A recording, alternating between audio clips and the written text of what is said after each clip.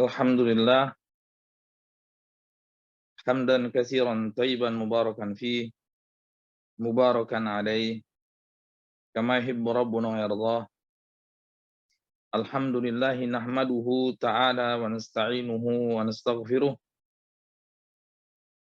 wa na'udzu billahi min syururi anfusina wa sayyiati a'malina. May yahdihillahu fala mudilla lah wa may yudlilhu fala hadiya lah. Asyhadu an la ilaha illallah wahdahu la syarika lah. Wa asyhadu anna Muhammadan abduhu wa rasuluhu la nabiyya ba'dah. Allahumma shalli alaihi wa ala alihi wa ashabihi wa man tabi'ahum bi ihsan wa sallim tasliman mazida amma ba'd. Alhamdulillah,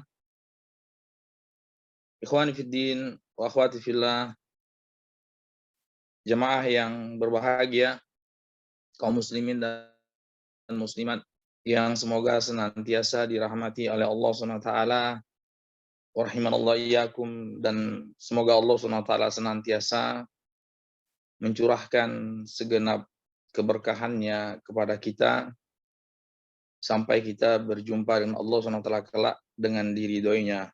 Amin. Ikhwani fiddin, akhwati fillah, bersyukur kita kepada Allah Subhanahu wa taala yang telah menganugerahkan kepada kita segenap nikmat dan karunia-Nya, terutama dan terkhusus nikmat iman dan nikmat Islam yang merupakan nikmat sejati yang Allah Subhanahu wa taala limpahkan kepada seorang hamba di kehidupan dunia ini. Sebagaimana Allah Subhanahu wa taala berfirman di dalam Al-Qur'an, "Innad dina indallahil Islam." Sesungguhnya agama di sisi Allah Subhanahu wa taala hanyalah Islam. Allah Subhanahu wa taala juga berfirman, "Wa may yabtaghi ghairal islami dinan fala yuqbala min wa huwa fil akhirati minal khasirin." Barang siapa yang menjadikan selain Islam sebagai agamanya, tidak akan Allah terima, dan kelak di akhirat dia akan menjadi orang yang sebenar-benarnya merugi. Baginda Rasulullah SAW juga bersabda dalam sebuah hadis yang sahih yang diriwayatkan oleh Imam Muslim dari sahabat yang mulia Abu Hurairah radhiyallahu taala anhu, qala Rasulullah SAW, "Walladzi nafsi Muhammadin biyadihi la yasma'u bi wahidun min hadhil ummah Yahudiyun wala Nasraniyun thumma la yu'minu billadzi ursiltu bihi thumma yamut illa kana min ashabin nar." Tidaklah mendengar tentang keberadaan aku, kata Nabi Muhammad SAW, umat akhir zaman ini, kemudian dia tidak beriman terhadap apa yang aku bawa, mau dia seorang Yahudi atau seorang Nasrani, lalu dia tidak beriman terhadap apa yang aku bawa, maka pasti dia masuk ke dalam neraka jahanam, waliyadzubillah.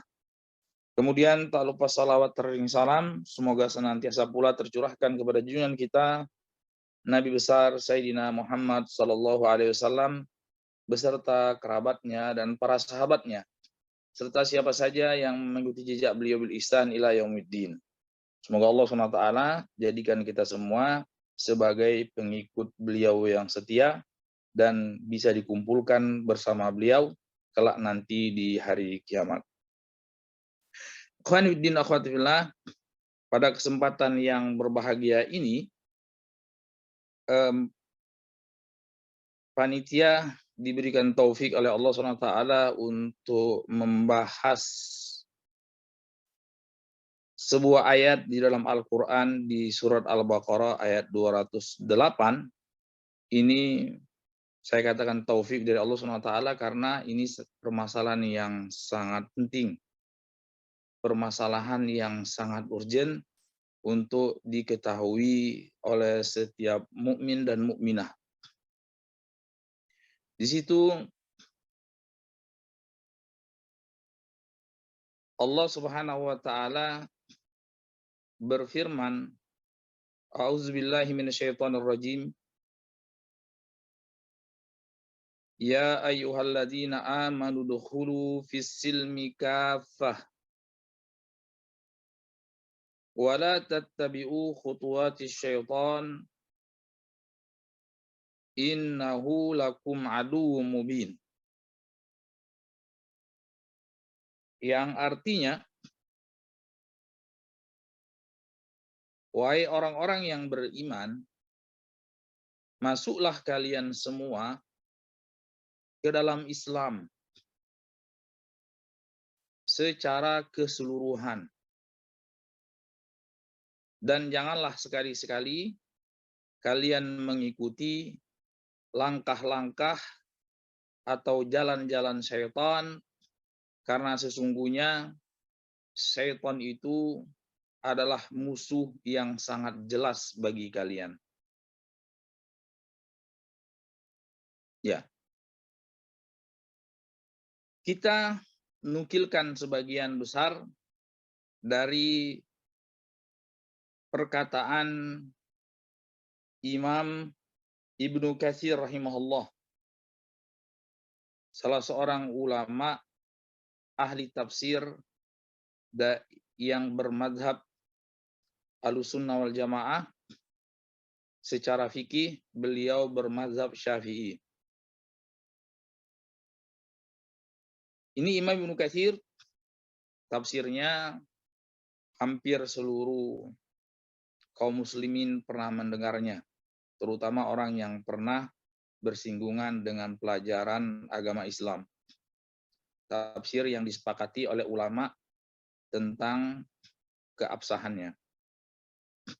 Disebutkan di sini oleh Imam Ibnu Katsir, Allah Subhanahu wa taala mengkabarkan kepada orang-orang yang beriman, yang percaya terhadap kebenaran Rasulnya Muhammad Sallallahu Alaihi Wasallam, orang-orang yang beriman atas apa yang Allah SWT turunkan kepada Nabi-Nya Muhammad Sallallahu Alaihi Wasallam, agar mereka berpegang dengan agama Islam itu bijami'i ural Islam wa syara'i'i, berpegang dengan seluruh syariat Islam, berpegang dengan seluruh sendi-sendi keislaman, beramal dengan segenap apa yang Allah perintahkan, dan meninggalkan segenap apa yang Allah Subhanahu wa taala larang semampunya, semaksimalnya. Ya, semampunya, semaksimalnya. Karena kalau sudah di luar kemampuan, maka tidak ada lagi beban syariat di situ. Mendapatkan gugur. Ya, mendapatkan keringanan dari syariat tatkala tidak sesuai dengan kemampuan. Sebagaimana misalnya ketika Allah perintahkan untuk sholat sambil berdiri, itu hukumnya rukun. Sehingga tidak sah sholat seorang muslim kecuali harus dengan berdiri. Tapi manakala di satu kejadian tidak sanggup berdiri, maka syariat memberikan keringanan, boleh duduk. Tatkala tidak sanggup untuk duduk, boleh pula berbaring. Ya, sebagaimana Rasulullah SAW bersabda, "Shalli qa'iman fa illam tastati' fa qa'idan fa illam tastati' fa 'ala jam." Salatlah kalian sambil berdiri kalau kalian sanggup. Kalau tidak sanggup, maka boleh kalian sholat sambil duduk. Kalaupun duduk tidak sanggup, bolehlah kalian sholat sambil berbaring. Demikian juga Rasulullah SAW perintahkan dalam perkara yang lain, misalnya dalam hal puasa, itu bagi orang yang sehat walafiat. Tapi ketika dia tidak sanggup untuk berpuasa, dikarenakan sakit yang diderita, maka diberikan keringanan untuk tidak berpuasa dan mengkodok di hari yang lain, dan seterusnya, dan seterusnya. Nah, itu sebagai salah satu contoh kasus. Ikhwan fillah wa akhwat fillah, harus kita pahami bahwasanya tatkala Allah berfirman di sini, wahai orang-orang yang beriman, masuklah kalian ke dalam Islam. Kata ulama, Islam dan iman itu satu kalimat yang apabila disebutkan dalam satu ayat atau satu hadis berbarengan, maka dia punya makna tersendiri. Islam sendiri, iman sendiri. Ya, Islam lebih identik ke amalan yang lahir. Amalan lisan ataupun amalan anggota badan. Iman itu identik dengan amalan yang berkaitan dengan keyakinan, i'tiqad, ataupun amalan batin yang lainnya. Cinta, takut, harap kepada Allah SWT. Tapi kalau sekiranya Islam itu Allah sebutkan sendirian di dalam satu ayat, seperti di ayat ini, atau iman Allah sebutkan sendirian dalam satu ayat, maka maknanya mencakup satu sama lainnya.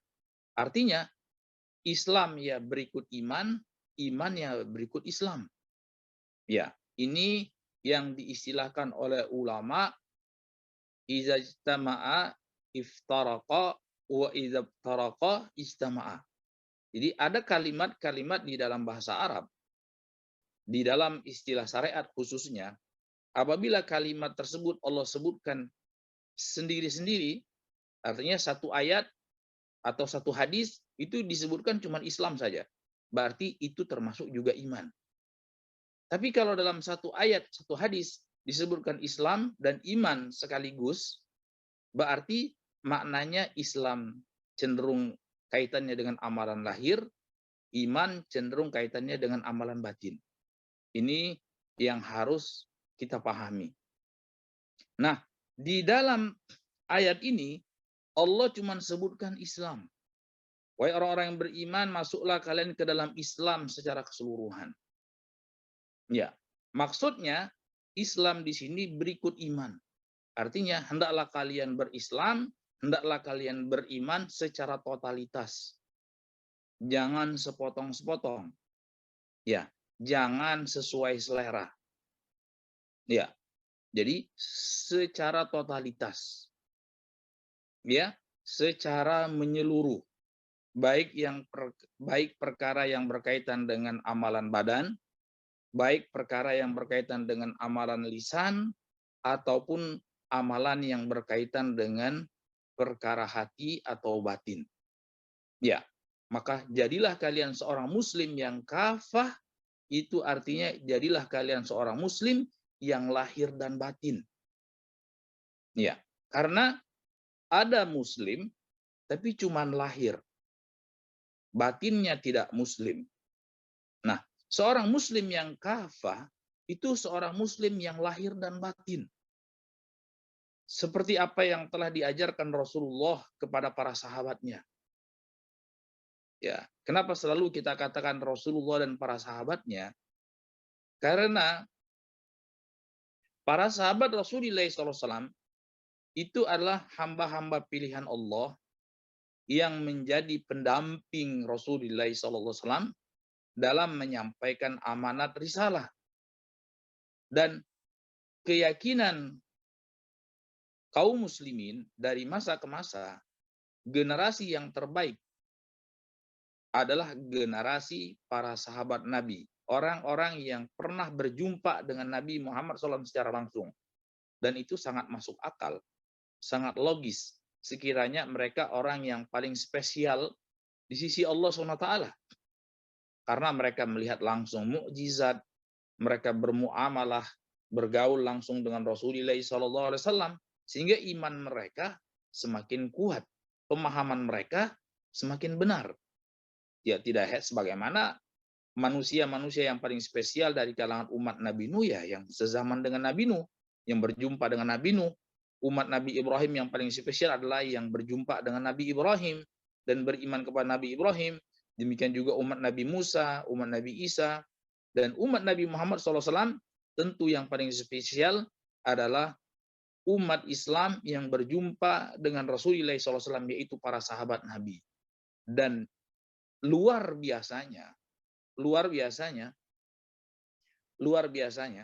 apa yang disampaikan kepada kita Al-Quran ini, demikian juga hadis-hadis Rasulullah SAW, itu tidak mungkin bisa sampai kepada kita kecuali harus melalui perantaraan mereka. Jadi ayat-ayat yang kita baca, Al-Fatihah, Al-Baqarah, An-Nisa, Al-Imran, An-Nisa, dan seterusnya. Demikian juga hadis-hadis yang sahih, di Sahih Bukhari, Sahih Muslim, Sunan Abi Daud, dan seterusnya, itu pasti melalui perantaraan mereka. Pasti melalui perantaraan mereka. Tidak ada ayat yang tiba-tiba ujuk-ujuk ya langsung ke Rasulullah SAW. Pasti harus melalui perantaraan mereka. Makanya kalau mungkin kita pernah dengar bahwasanya Al-Quran itu ada sanadnya. Hadis itu ada sanadnya. Sanad itu adalah rentetan perawi-perawi, periwayat-periwayat ayat atau periwayat-periwayat hadis dari pangkal sampai ujung. Ujungnya itu sahabat Nabi dari Rasulullah Shallallahu Alaihi Wasallam. Nah, jadi model yang paling pas, ya, model yang paling sempurna dalam berislam itu adalah para sahabat Rasulullah Shallallahu Alaihi Wasallam. Buktinya Allah sebutkan di dalam Al-Quran di surat At-Taubah ayat yang ke-100, ya, Allah berfirman, "Was-sabiqunal awwalun minal muhajirin wal ansar walladzina tabauhum bi ihsan radhiyallahu anhum wa radu'an wa adda lahum jannatin tajri tahtahal anhar khalidina fiha abada dzalikal fawzul azim." Yang artinya mereka-mereka yang terdahulu dari kalangan sahabat muhajirin, namanya sabiqunal awwalun. Ya, mereka-mereka yang terdahulu dari kalangan sahabat muhajirin, itu sahabat muhajirin, sahabat yang berhijrah dari Mekah ke Madinah. Ya, jadi hijrah itu di zamannya Allah wajibkan sampai Mekah itu ditaklukkan oleh Rasulullah dan para sahabatnya tahun 8 Hijriah. Jadi Rasulullah SAW itu berdakwah di Mekah 13 tahun. Kemudian hijrah ke Madinah ya selama 10 tahun. Nah, jadi sampai tahun 8 Hijriah ya itu Allah wajibkan kaum muslimin dari Mekah untuk berhijrah ke Madinah. Allah wajibkan kaum muslimin untuk berhijrah dari Mekah ke Madinah. Nah, ada sahabat, secara garis besar sahabat itu ada dua. Sahabat yang muhajirin dan sahabat ansor. Yang paling istimewanya adalah sabiqunul awalun. Sabiqunul awalun ini ada dua. Sabiqunul awalun artinya orang-orang yang terdahulu di dalam memeluk agama Islam. Ada sebagian muhajirin, ada sebagian ansor. Secara garis besar, mereka ini adalah orang yang jadi panutan. Sabiqun awalun minal muhajirin ansor. Orang-orang yang terdahulu dari muhajirin dan ansor. Ini. Kemudian orang-orang yang mengikuti jejak mereka. Artinya yang mengikuti jejak para sahabat muhajirin yang awalin dan jejak para sahabat ansor. Sahabat ansor ini sahabat yang memang asli Madinah, ya, yang menyiapkan rumahnya, tanahnya, tempatnya untuk Rasulullah SAW dan para sahabatnya yang berhijrah dari Madinah, dari Mekah ke Madinah. Kemudian Allah sebutkan radhiyallahu anhum wa radu'an. Allah telah ridho kepada mereka dan mereka pun ridho kepada Allah, dan Allah telah persiapkan bagi mereka itu sorga-sorga yang mengalir di situ, sungai-sungai yang mereka penuh kenikmatan kekal di dalamnya. Dari sini kita paham, siapa saja yang ingin dapat ridha Allah, siapa saja yang ingin mendapat surganya Allah, siapa saja yang ingin mendapat kemenangan yang besar, kata Allah, dzalikal fauzul azim, itulah kemenangan yang besar, itulah kesuksesan yang sesungguhnya, kesuksesan yang sejati, itu adalah kesuksesan untuk bisa dapat ridha Allah, kesuksesan untuk dapat surga Allah. Bagaimana caranya? Caranya di dalam ayat ini. Orang yang diridhoi oleh Allah dari kalangan umat Nabi Muhammad SAW itu cuma 3 jenis manusia. Yang pertama, jadilah sosok muhajirin al-awwalin, sabiqun awwalun al-muhajirin. Tapi itu kan tidak mungkin bisa kita dapatkan. Generasi tersebut sudah berkalang tanah. Sudah meninggal 1400 sekian tahun yang lalu. Ya. Sosok yang kedua, jadilah para sahabat Ansor. Orang ahli Madinah, penduduk Madinah yang berjumpa dengan Rasulullah, yang telah menyiapkan harta, benda, jiwa, dan raga untuk membela Rasulullah SAW.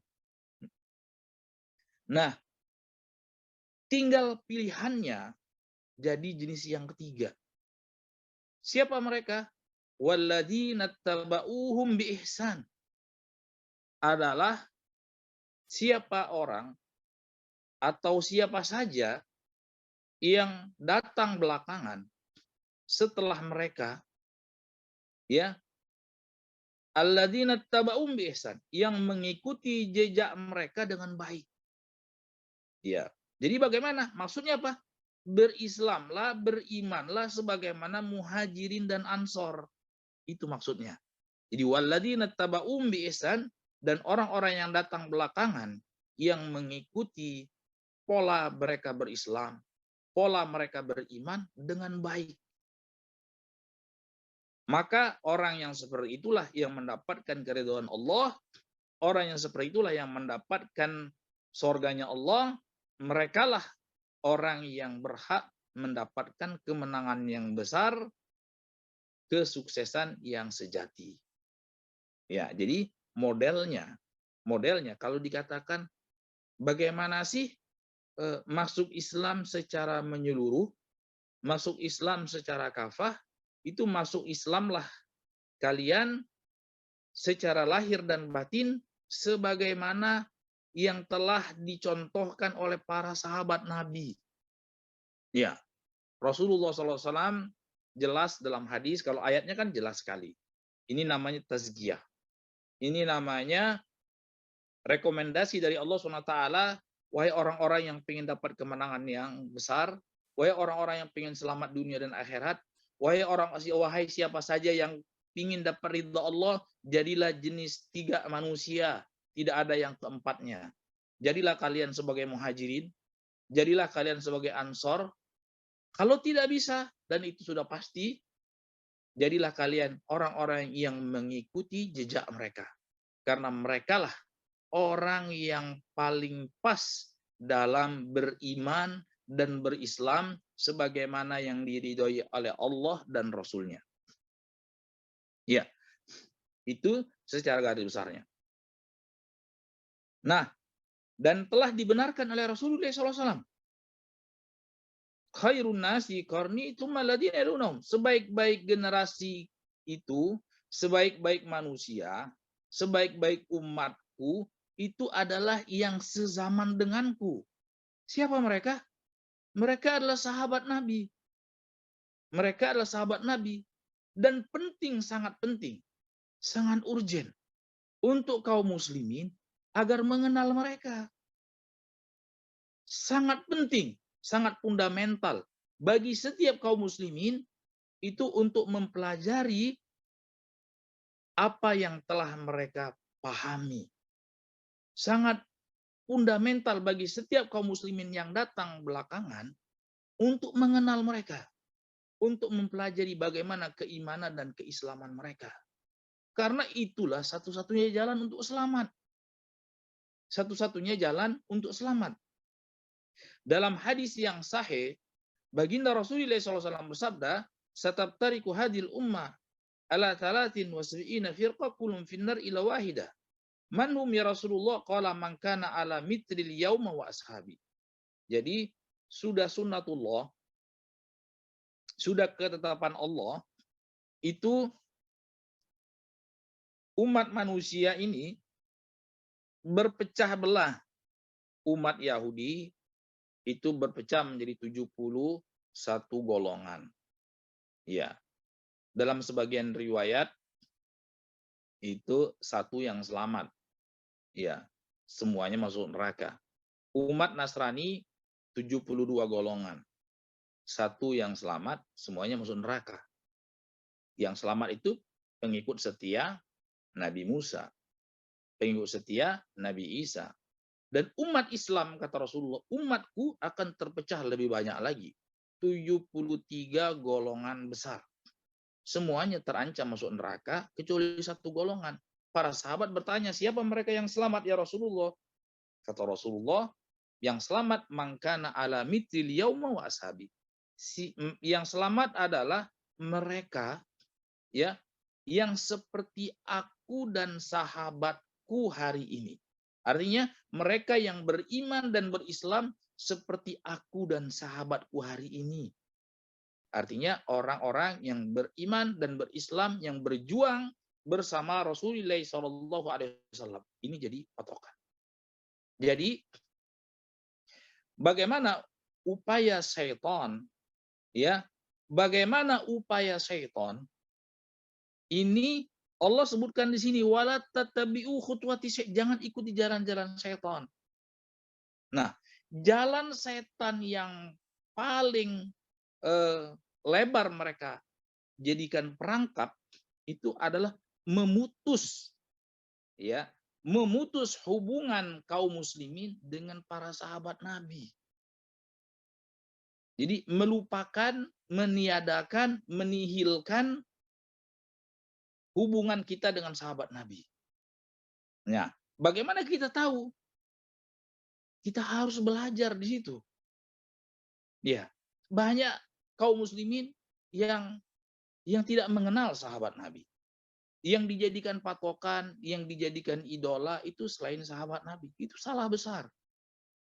Orang yang paling diridhoi oleh Allah Subhanahu wa taala, orang yang selamat dunia dan akhirat, kemudian kita lupakan mereka. Kita harus belajar tentang mereka. Belajar dalam tafsir para ulama. Ya. Belajar dari hadis-hadis Nabi Muhammad SAW. Karena tidak ada ayat, tidak ada hadis yang tidak dibawa oleh sahabat Nabi. Jadi semua ayat itu pasti sahabat Nabi yang menyampaikannya kepada kita. Ya, dengan rentetan perawi-perawi. Semua hadis Nabi kalau mau diterima, ya kalau ayat kan semuanya diterima. Ya, tidak ada ayat yang dipalsukan. Tidak ada ayat yang dipalsukan. Tapi ada sebagian hadis yang dipalsukan. Nah, hadis itu kalau mau diterima, dia harus ada rentetan sampai ketemu sahabat nabinya. Jadi tidak ujuk-ujuk. Ya, tidak ujuk-ujuk seorang bisa mengatakan Imam Bukhari berkata dari Nabi Muhammad, nggak bisa. Ada itu rentetan rawinya yang disepakati para ulama yang telah dipilah dan dipilih, yang telah diperiksa dengan detail siapa yang menyampaikan hadis Nabi tersebut sampai kepada sahabat, sampai kepada Rasulullah SAW. Ini satu-satunya yang membuat agama Islam itu terjaga. Apa itu? Dengan rentetan perawi-perawi, alias namanya sanad. Dalam ilmu riwayat, ya itu namanya sanad. Baik riwayat Al-Quran maupun riwayat hadis itu namanya sanad. Tidak mungkin ujuk-ujuk langsung ada. Nah, semua yang kita dapatkan itu semuanya dengan rentetan rawi-rawi tadi. Jadi tidak bisa seorang ujuk-ujuk mengaku membawakan sebuah hadis, kemudian hadisnya tidak ada narasumbernya, tidak ada sanadnya. Ya, seperti itu.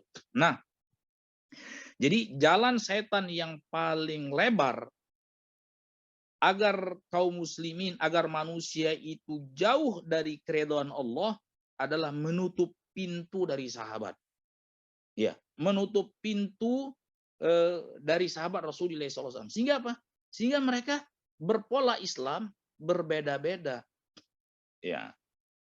Kalau diserahkan dengan selera, maka ada Islam ada Islam Jawa, ada Islam orang Jawa, ada Islam orang Sumatera, ada Islam orang Kalimantan, ada Islam orang Cina, ada Islam orang Eropa, ada Islam orang siapa yang harus dijadikan patokan? Kata Allah dan kata Rasulullah yang dijadikan patokan itu sahabat Nabi. Sahabat Nabi ada yang orang Arab, ada yang orang Afrika, ada yang orang Eropa, ada orang Asia. Ya, tapi status mereka sebagai sahabat Nabi inilah yang patut dicontoh dan ditiru dan diteladani. Ya, Rasulullah tidak mengajarkan kepada sahabatnya. Sahabat tidak mengajarkan kepada umat, oh saya ini orang Eropa, jadilah Islam Eropa. Jadi ada sahabat namanya Suhaib bin Sinan An-Rumi, orang Romawi. Ada sahabat Bilal, orang Afrika. Dia tidak mengklaim, oh jadilah sekalian Islam Afrika. Ada sahabat orang Iran, Salman Al-Farisi. Dia tidak mengatakan, oh jadilah kalian Islam orang Iran. Ya. Ada sahabat Abu Bakar, orang Arab, orang Quraisy. Jadilah kalian Islam itu pakai agama Quraisy saja. Enggak ada seperti itu. Tidak ada seperti itu. Tapi apa? Allah dan Rasulnya perintahkan untuk berislamlah kalian sebagaimana Islamnya para sahabat Nabi. Sebagaimana Islamnya manusia yang paling diridhoi Allah, sudah pasti keridhaan Allah kepada mereka. Sekian banyak ayat, sebagian banyak hadis. Ya, ini. Jadi, kalau mau berislam itu kafah, berislamlah sebagaimana sahabat Nabi itu berislam. Berimanlah sebagaimana para sahabat Nabi itu beriman. Ya, ini yang pertama yang harus kita pahami. Seperti apa sih Islam kafah? Seperti apa sih beriman kafah? Yaitu berislam dan beriman sebagaimana para sahabat Nabi beriman. Bagaimana tahu caranya? Ya harus belajar seperti apanya mereka. Iya kan? Kita mau jadi arsitek, kan harus belajar bagaimana cari jadi arsitek yang handal, yang sukses. Kita mau jadi ekonom yang handal, harus belajar dong ilmu ekonomi yang mumpuni. Ya. Kita mau jadi psikolog yang handal, kita harus belajar ilmu psikologi. Kita mau jadi dokter ya yang handal, kita juga harus belajar yang mumpuni dalam bidang kedokteran. Ya. Nah, saya mau jadi muslim. Saya mau jadi muslim yang kafah, muslim yang diridhai Allah Subhanahu wa taala. Harus belajar dong. Ya. Seperti apa menjadi muslim yang diridhai oleh Allah Subhanahu wa taala. Tidak boleh mengklaim Islam Jawa lebih baik daripada Islam Sumatera. Islam Sumatera lebih baik daripada Islam Cina. Islam Cina lebih baik daripada Islam Arab. Nggak bisa. Tapi berislamlah sebagaimana Islam orang yang diridhai oleh Allah SWT.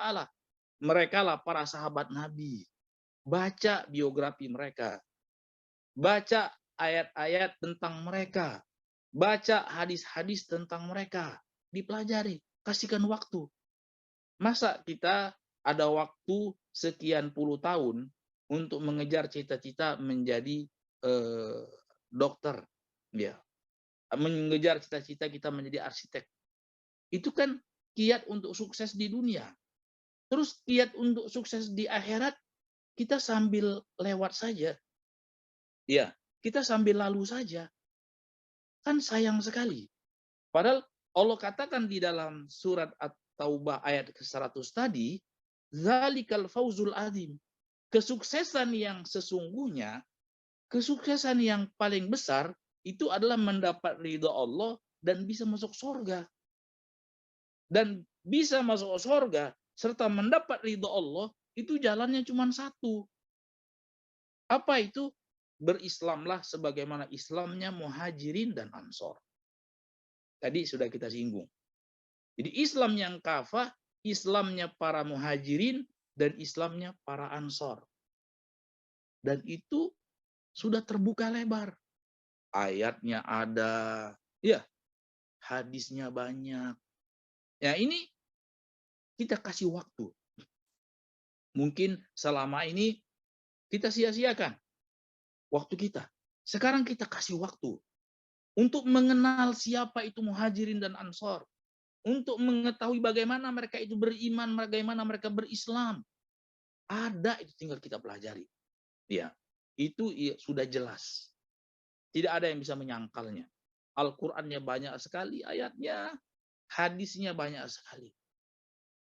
Al-Quran sebagai tuntunan hidup setiap manusia. Siapa yang pengen selamat, hendaklah dia pelajari Al-Quran.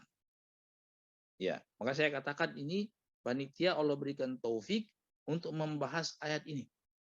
Ya. Wahai orang-orang yang beriman, masuklah kalian ke dalam Islam. Tadi yang pertama, ke dalam Islam yang kafah, Islam yang menyeluruh, itu Islamnya para sahabat Nabi Muhammad SAW. Itu yang pertama. Yang kedua, Islam yang kafah itu artinya totalitas. Yang lahir maupun yang batin. Kenapa? Karena banyak yang salah paham. Salah pahamnya dari sisi Islam itu ya mencukupkan, yang penting saya pergi haji, yang penting saya umroh, yang penting saya sholat, yang penting saya puasa, ya, yang penting saya syahadat, selesai. Ya, itu namanya Islam yang lahir. Padahal ada juga Islam yang batin alias iman. Ya, alias iman. Iman itu kita beriman bahwasanya Allah Subhanahu wa taala satu-satunya zat yang berhak untuk disembah. Yang dilandasi dengan rasa kecintaan yang paripurna, dilandasi dengan rasa takut dan harap. Ya. Itu adalah hakikat Islam yang kafah. Jadi Islam yang lahir dan batin. Kalau cuma lahir saja, maka ini tidak membedakan seorang mukmin dengan munafik. Ya, seorang mukmin dan munafik. Di dalam Al-Qur'an banyak sekali ayat-ayat yang menunjukkan orang-orang munafikin ya itu adalah orang-orang yang terlaknat di sisi Allah SWT. Orang-orang munafikin itu juga berislam, mengklaim diri mereka Islam. Ya, mengklaim diri mereka Islam. Coba, kenapa tidak dikatakan Islam? Oh, mereka baca syahadat loh. Ya, mereka juga ikut sholat, bahkan ikut sholat bersama Nabi. Bahkan ikut berinfak. Bahkan ikut berjihad bersama Rasulullah SAW. Coba kita lihat ya, di dalam Al-Quran di awal-awal surat, ya, di awal-awal surat Al-Baqarah, ya, di awal-awal surat Al-Baqarah Allah berfirman di ayat yang ke-8 sampai ke-19 atau sampai ke-20, ya, itu tentang munafikin. Jadi di awal Al-Baqarah itu Allah pilah manusia itu menjadi 3 golongan. Golongan yang pertama orang-orang yang beriman dan bertakwa. Itu ayatnya dari ayat yang ke-2 sampai ke-5. Berarti berapa ayat tuh? 2, 3, 4, 5. Cuma 4 ayat. Itu Allah sebutkan orang-orang yang beriman. Ya, artinya yang berislam dan beriman sekaligus. Muslim yang kafah. Itu dari ayat yang ke-2 sampai yang ke-5. Mereka beriman kepada perkara yang gaib, mereka menegakkan sholat, mereka berinfak, mereka beriman terhadap apa yang diturunkan kepada Rasulullah, beriman terhadap apa yang diturunkan terhadap nabi-nabi yang sebelumnya, yang sebelum digubah-gubah ya. Dan mereka itu yakin dengan hari akhirat, ya. Mereka ini orang yang mendapatkan petunjuk dan hidayah dari Allah, dan mereka lah orang-orang yang beruntung dan sukses. Kelompok yang kedua itu adalah kelompok orang-orang kafir. Orang kafir ini jelas dan nyata. Mereka tidak mau mengatakan diri mereka muslim. Mereka mengatakan ya mereka kafir. itu cuma di dalam 2 ayat saja. Ya, ayat yang ke-6 dan ayat yang ke-7. Udah.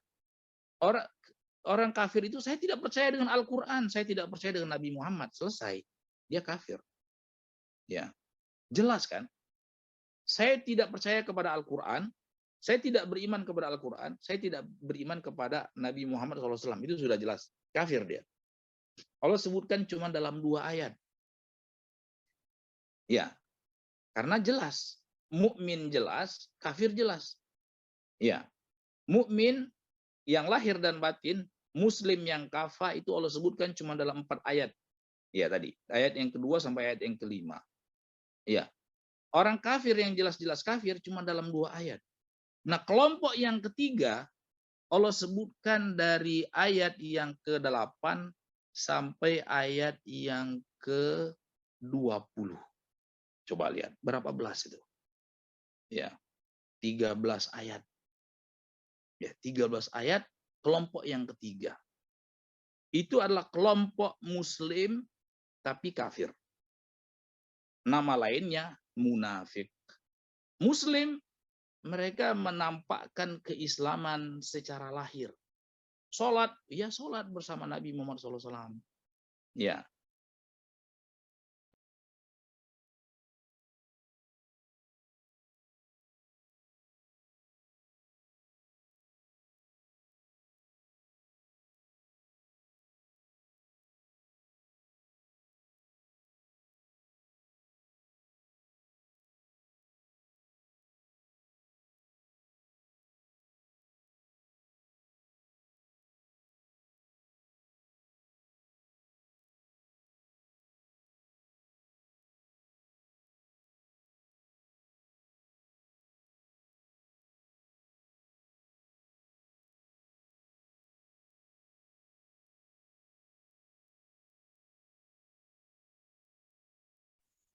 Jadi muslim yang munafik, ini muslimnya tidak kafah. Cuman lahirnya saja. Sholat ya sholat, zakat ya zakat, puasa ya puasa, haji mungkin bisa setiap tahun mereka. Mungkin bisa setiap umroh mereka. Setiap bulan mereka umroh. Ya. Nah ini kita harus paham. Allah sebutkan di situ, orang-orang munafik, ya orang-orang munafik ini mengikuti jalan-jalannya syaitan. Kan tadi Allah sudah perintahkan kita untuk jangan ikut jalan-jalannya syaitan. Jalan-jalannya syaitan itu awalnya mungkin mereka berasa, oh ini jalan setan ya. Tapi kalau lama-kelamaan ya mereka lalui terus-menerus, itu mereka merasa, oh inilah yang paling benar. Pola Islam kamilah yang paling benar. Kamilah yang paling moderat dan lain sebagainya. Yang lainnya radikal karena terlalu ikut kepada Al-Quran dan Sunnah. Nah, buktinya mereka itu sampai lupa daratan. Di dalam surat Al-Baqarah ayat yang ke-12, ke-11 dan ke-12. Wa idza qila lahum la tufsidu fil ard qalu innama nahnu muslimun. Kalau dikatakan kepada mereka jangan berbuat kerusakan di muka bumi, kata ulama, berbuat kerusakan di muka bumi di ayat ini maksudnya apa? Maksudnya merusak keimanan. Ya, merusak keimanan kalian dan merusak keimanan orang-orang yang beriman. Ya, dengan kemunafikan dan mengajak untuk kepada kekafiran. Mereka katakan, loh, justru kami ini berbuat baik. Justru kami ini yang paling moderat. Padahal Allah katakan, sebenarnya mereka lah orang yang berbuat kerusakan. Tapi mereka nggak sadar. Ya, nah, kemudian poin yang ke-13, ayat yang ke-13. Apabila dikatakan kepada mereka, berimanlah kalian sebagaimana imannya manusia. An-Nas di situ kata ulama, imannya para sahabat Nabi. Nah ini, kembali lagi ke pembahasan kita yang pertama. Kenapa kalau mau jadi muslim yang kafah, harus beriman sebagaimana imannya An-Nas yang Allah sebutkan di ayat yang ke-13 daripada surah Al-Baqarah. Jadi menafsirkan Al-Quran itu, karena yang lebih bagus, satu ayat ditafsirkan dengan ayat yang lain. Para ulama ahlu tafsir sepakat yang dimaksudkan di sini adalah para sahabat Nabi. Berimanlah kalian sebagaimana imannya para sahabat Nabi. Berimanlah kalian sebagaimana imannya Abu Bakar. imannya Umar, Utsman, Ali, dan seluruh sahabat Nabi. Sepakat ini. Nah, apa kata mereka? Coba lihat. Orang-orang munafikin, ya orang-orang munafik ini harus diakui mereka tetap muslim. Ya, lahirnya tapi. Ya, tapi batinnya itu mereka tidak muslim. Jadi mereka tidak kafah. Lahirnya saja. Mereka katakan, apakah kami akan beriman sebagaimana imannya orang-orang yang dungu? Jadi, beriman sebagaimana imannya para sahabat Nabi, kata mereka, itu kedunguan. Berimannya sebagaimana para sahabat Nabi, itu adalah kedunguan, keterbelakangan. Ya, padahal kata Allah SWT, sebenarnya yang dungu itu adalah mereka. Tapi mereka nggak tahu kalau mereka itu dungu. Ya, kenapa tidak tahu? Tidak sadar. Loh, siapa sih yang paling benar dibandingkan Allah? Allah sudah dalam banyak ayat memerintahkan kalau kalian pengen selamat, beriman sebagaimana imannya para sahabat Nabi. Hadis lebih banyak lagi. Kalau pengen selamat dunia akhirat, berimanlah sebagaimana imannya para sahabatku. Berislamlah sebagaimana Islamnya para sahabatku. Seperti itu. Ya, ini. Nah, ini mengerikan sekali. Jadi ada sekelompok orang, dan itu tidak sedikit. Banyak. Kalau sekiranya di zaman Nabi aja ada, ya, apalagi di zaman sekarang. Ya, pasti setiap zaman itu akan semakin banyak orang-orang munafikin.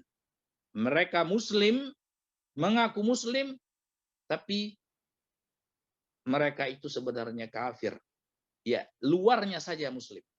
Dan yang mengerikan lagi, mereka tidak sadar kalau mereka kafir. Ya, mereka tidak sadar kalau mereka berbuat kerusakan di muka bumi dengan kemunafikan dan kekafiran. Ya, dengan kemunafikan dan kekafiran. Nah, ikhwan fiddin wa akhwati fillah. Ya. Ikhwan fiddin wa akhwati fillah. Jadi, poin yang ketiga tadi yang harus kita pahami, bahwasanya Islam yang kafah itu harus Islam lahir dan batin. Ya, Islam yang lahir dan batin menyesuaikan sebagaimana imannya, sebagaimana Islam dan imannya para sahabat Nabi. Ya. Jadi simpel saja. Bagaimana sih sahabat Nabi kalau ingin benar sholatnya? Oh, bagaimana sih sholatnya para sahabat Nabi? Ya kan? Oh, bagaimana sih kalau bentuk kecintaan kepada Allah dan Rasulnya? Oh, berarti apa? Kita harus contoh bagaimana cintanya para sahabat Nabi kepada Allah dan Rasulnya. Ya. Bagaimana sih pengorbanan yang benar di dalam Islam, berkorban yang benar dalam Islam? Oh, berarti harus berkorbannya sebagaimana korbannya para sahabat Nabi.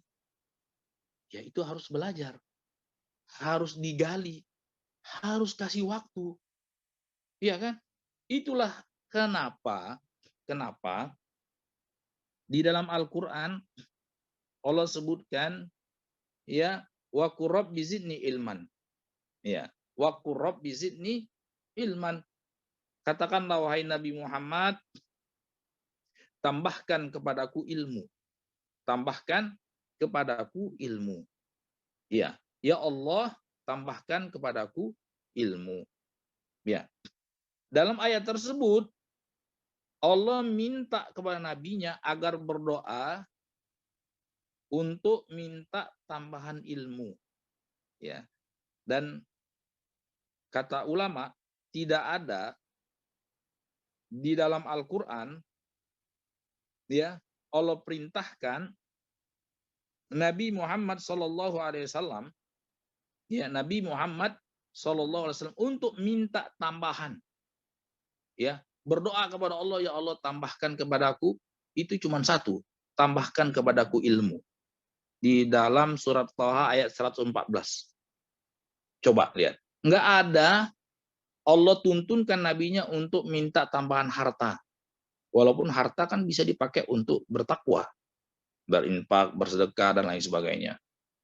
Ya, minta tambahan kekuasaan. Walaupun kekuasaan bisa dipakai untuk bertakwa. Kalau sekiranya berkuasa, ya, kemudian adil dan bijaksana.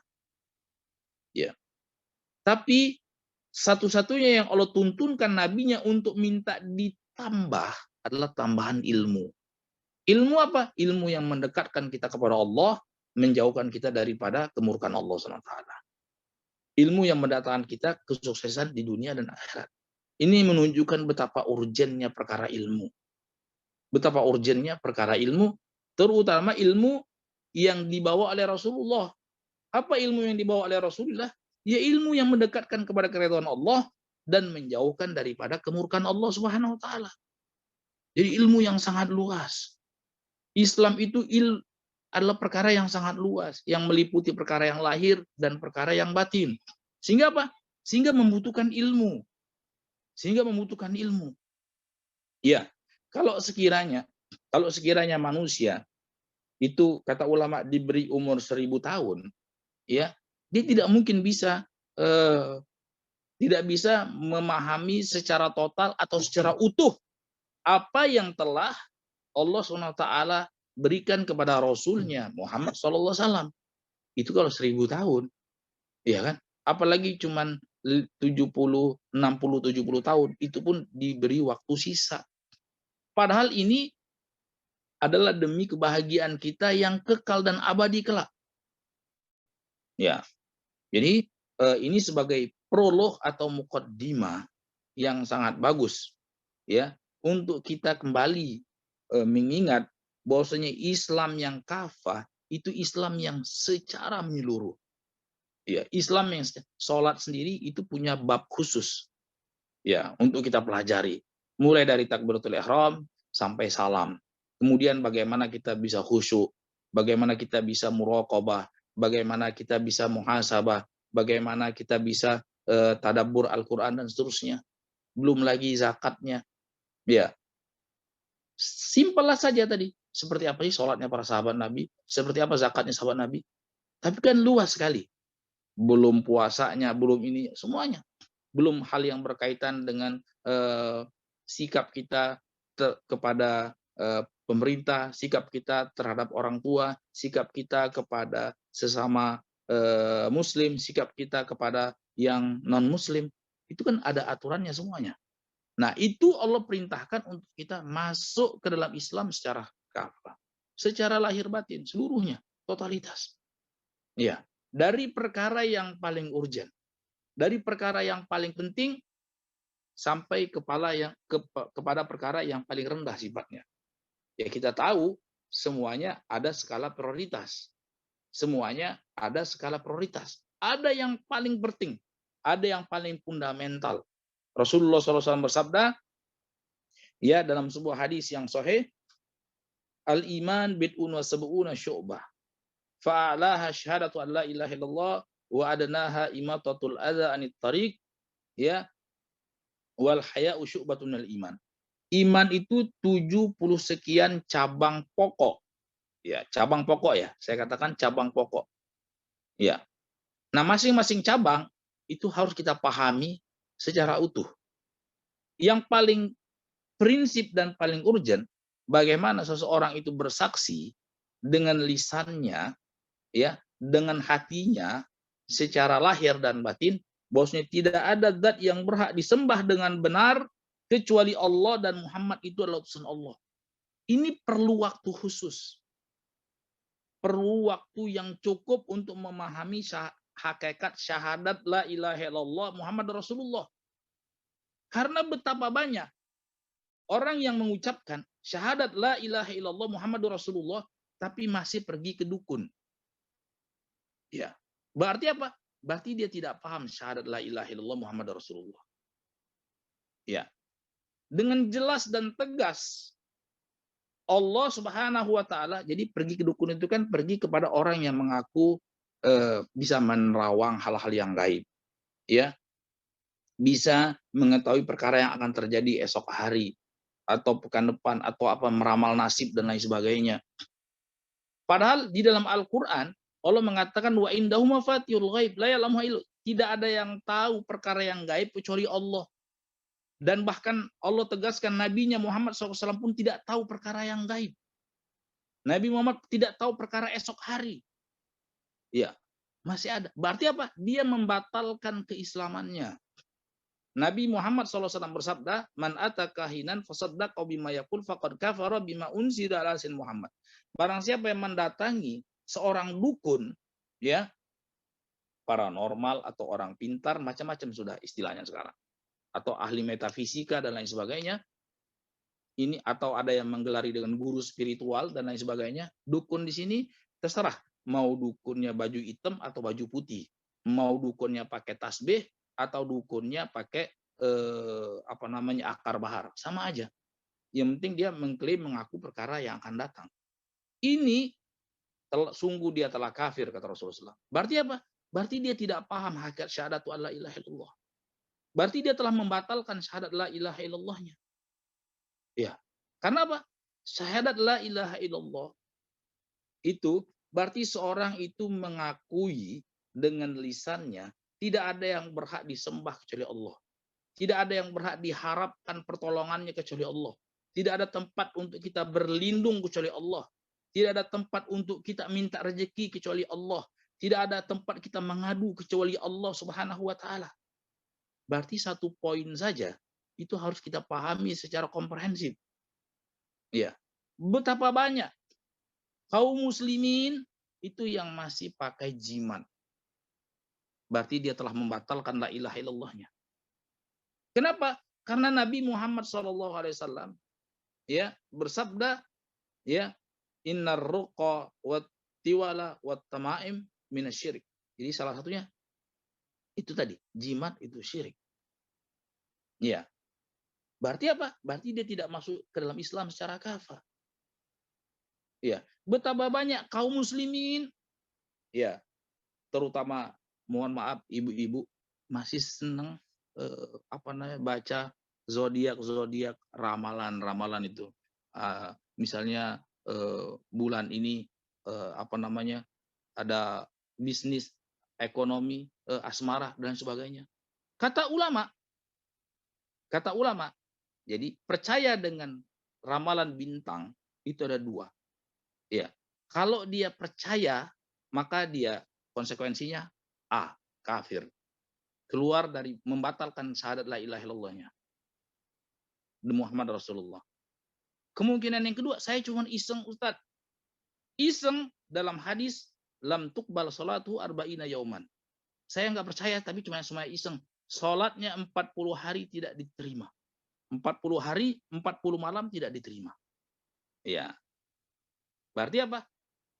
Berarti mau percaya, mau nggak percaya, asal baca, minimal dosanya 40 hari, 40 malam, sholatnya tidak diterima. Banyak tidak kaum muslimin yang terjebak dalam perkara tersebut? Banyak. Itu dari satu poin saja. Poin yang paling fundamental, syahadat la ilaha illallah Muhammad Rasulullah. Jadi hati-hati.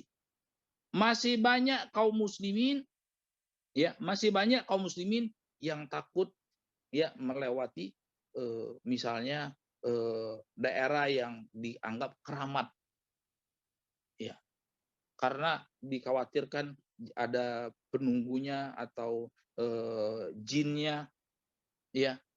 Padahal kalau dia betul-betul menyempurnakan la ilaha illallah Rasulullahnya, semestinya apa? Tidak ada yang dia takuti kecuali Allah Subhanahu wa taala. Ya. Toh dia yakin jin, setan, iblis dan segala macam itu makhluk Allah. Tidak bisa bergerak, tidak bisa mengganggu, tidak bisa memudaratkan kecuali dengan izin dan kuasa Allah. Kan kita sudah dituntunkan untuk membaca qul a'udzu birabbil falaq min syarri ma khalaq. Aku berlindung kepada Allah dari kejahatan makhluknya. Jin, setan, iblis itu makhluk Allah atau bukan? Makhluk Allah. Kalau kita yakin kepada Allah, kalau kita yakin kepada la ilaha illallah, berarti apa? Berarti kita tepis itu semuanya. Bahkan setan, jin, dan iblis, kalau ketergantungan hati kita kuat kepada Allah, kalau la ilaha illallah kita kuat, maka mereka akan lari terbirit-birit, nggak mau dekat-dekat sama kita. Kenapa jin, setan, iblis berani sama kita? Karena kita takut kepada mereka. Karena ketergantungan kita kepada la ilaha illallah, ketergantungan kita kepada Allah SWT itu lemah. Dan setan tahu kita lemah ketergantungannya. Sehingga mereka mendekat kepada kita. Ya, betapa banyak kaum muslimin dengan alasan tradisi atau apa, ya, melarung sembelihan untuk keselamatan kepada mungkin penjaga laut selatan atau penjaga laut utara, kepala kerbau, supaya diberikan keselamatan. Padahal baginda Rasulullah SAW bersabda, "Man dabah li ghairil faqad asyrak." Barang siapa yang menyembelih untuk selain Allah, maka dia telah musyrik. Berarti apa? Dia telah membatalkan la ilaha illallah Muhammadur Rasulullah-nya. Ya, jadi tidak bisa cuma sekedar lahirnya saja, tapi harus lahir dan batin. Harus diamalkan juga bagaimana pembatal-pembatalnya.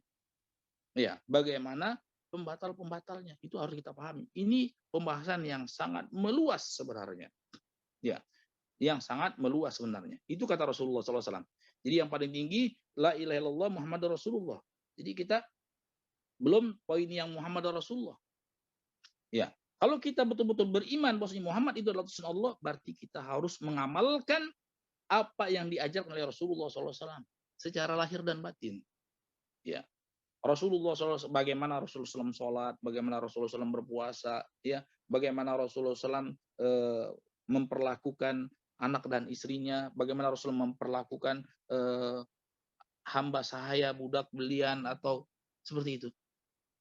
Ya, kalau kita berislam misalnya contohnya, Rasulullah SAW menuntunkan kalau kita memperlakukan budak misalnya, budak itu kalau sekarang kan budak sudah nggak ada lagi, hamba saya itu tidak ada lagi. Ya, kalau zaman dulu budak itu yang di seluruh dunia zaman dulu ratusan tahun yang lalu itu ada. Nah, bagaimana Islam menuntunkan untuk memperlakukan orang yang sebenarnya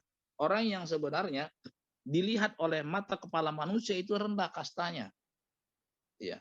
Tapi kata Rasulullah SAW, ya, at'imuhum ma ta'imtum, waksuhum ma kasautum. Jadi kalau kalian memperlakukan budak, kasih makan mereka sebagaimana kalian makan. Kasih mereka pakaian sebagaimana kalian berpakaian. Itu budak loh, bukan pembantu, bukan sopir. Jadi sehingga para sahabat mengamalkan secara kafah, mereka itu apa yang mereka makan itulah yang dimakan oleh budak mereka. Apa yang mereka pakai itulah yang dipakai oleh budak mereka. Sehingga apa? Sehingga orang-orang yang baru datang dari luar negeri, orang-orang yang baru datang dari Eropa, Afrika, atau Asia, datang ke Madinah, melihat seperti misalnya contohnya Sayyidina Umar, Ibnu Umar, itu tidak bisa membedakan mana tuan, mana budak. Karena apa? Makanannya sama, kendaraannya sama, pakaiannya sama. Kalau sekarang enggak, ya jangankan budak, sopir langsung kelihatan, oh ini bajunya sopir, lihat aja bajunya dekil gitu. Ya, pembantu lihat aja makanannya sisa. Ya, pembantu bajunya baju sisa. Ya, coba lihat kalau betul-betul mau berislam kafah, kata Nabi, pakailah, kasih mereka pakaian sebagaimana yang kalian pakai. Kasih mereka makan sebagaimana yang mereka makan. Itu Islam loh. Ya, betapa indahnya Islam. Itu memperlakukan budak. Apalagi memperlakukan pembantu kan bukan budak. Sopir kan bukan budak. Manusia merdeka mereka. Ya. Artinya lebih layak lagi untuk diperlakukan. Seperti itu. Jadi Islam yang secara kafah, Islam yang secara menyeluruh. Islam agama yang indah. Ya. Islam agama yang betul-betul menjunjung harkat dan martabat manusia. Nah, di sini ikhwan fillah akhwati fillah, ini baru sesi yang satu. Kemudian Rasulullah SAW sebutkan yang paling rendah derajatnya adalah menyingkirkan gangguan dari jalan.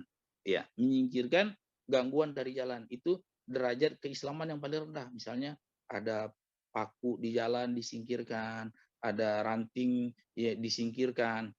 Ya, ini dalam rangka mengharapkan ridho Allah SWT. Kalau dilaksanakan dengan ikhlas, walaupun hal yang sepele, menyingkirkan gangguan dari jalan, itu bisa mendatangkan keridhaan Allah Subhanahu wa taala, sebagaimana Rasulullah SAW bersabda, walaqad ra'aitu rajulan yataqallabu fil jannah fi syatin qata'a kadatu dil mu'minin. Sungguh aku pernah melihat seorang mukmin yang bergelimangan kenikmatan di dalam surganya Allah dikarenakan mengamalkan cabang keislaman yang paling rendah, yaitu menyingkirkan gangguan dari jalan.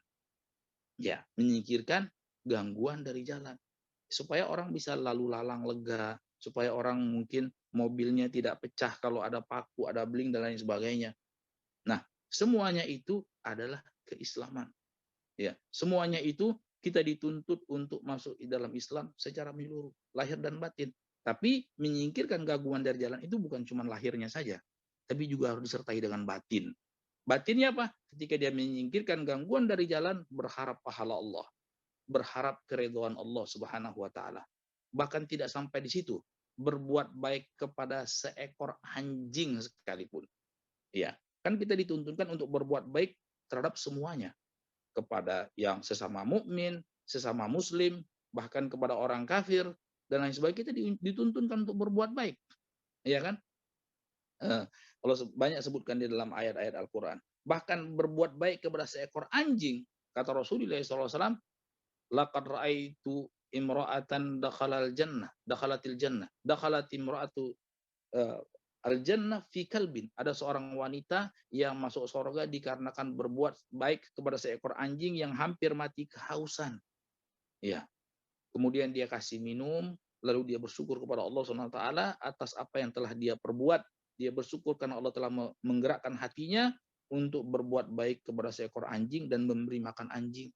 Lalu dia diampunkan dosa-dosanya oleh Allah, lalu dia masuk ke dalam surga. Itu bagian dari keislaman. Ya, itu bagian daripada keislaman. Dia lakukan Islamnya dengan lahir dan batin. Jadi dia berbuat baik kepada seekor anjing, itu dengan lahir dan batin. Batinnya dia berharap pahala Allah. Batinnya dia memohon ampunan Allah SWT. Ya, karena tidak bisa lahirnya saja.